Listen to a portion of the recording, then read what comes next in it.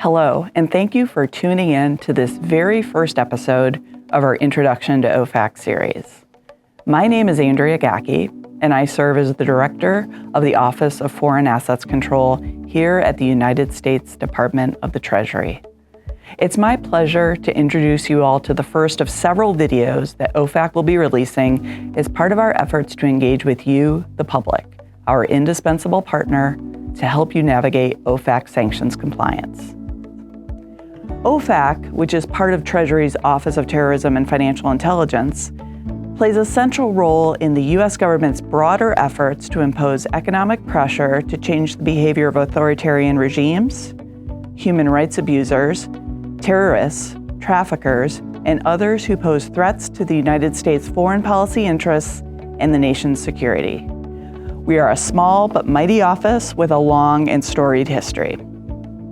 OFAC's roots date back to World War II and the Treasury Department's efforts to prevent Nazi Germany from taking control of U.S.-held assets belonging to Nazi-occupied territories.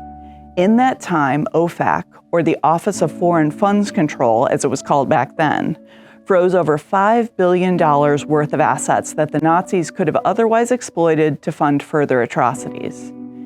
As you can imagine, OFAC grew and changed over the years following World War II to meet new challenges and global threats, from the Cold War to 9/11, and we continue to evolve even today as we lead Treasury's efforts to combat those responsible for Russia's war of aggression against Ukraine.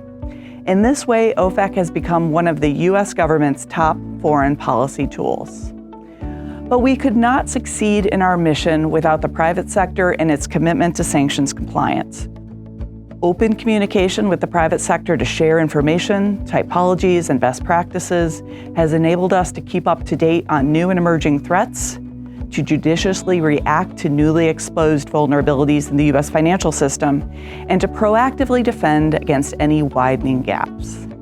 That's why OFAC is committed to fostering our partnership with the public and to bolstering this positive feedback loop in which we share with you our sanctions interpretations, updates, and latest developments.